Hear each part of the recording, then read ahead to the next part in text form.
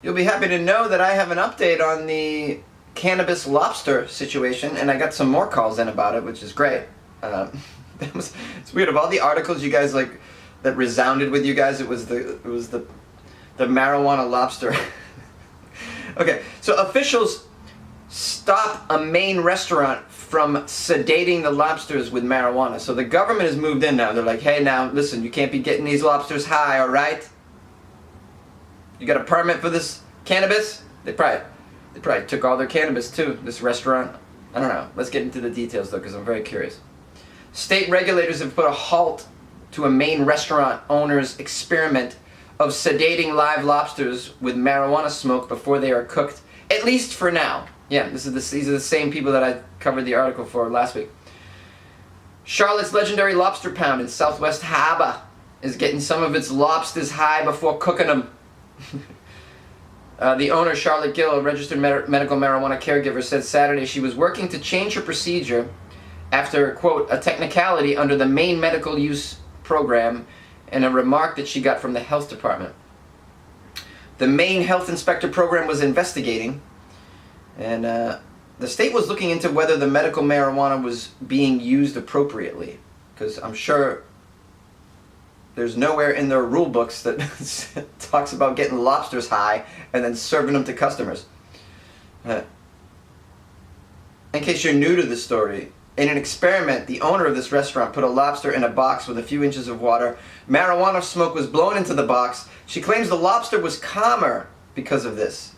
And she was going to use this as a way to sedate the lobsters before she killed and served them at the restaurant.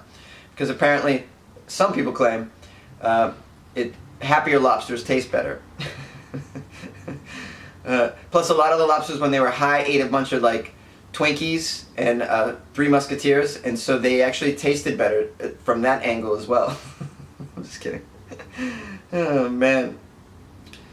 Now she wrote on her Facebook page after the officials had contacted her that she says, "We are completely confident that we'll be able to proceed as planned despite the recent backlash." She says, "Keep in mind this meat is presently not available at my restaurant. We don't expect it to be for a little while under the circumstances. However, we will make absolutely sure we have all our lobsters in a row."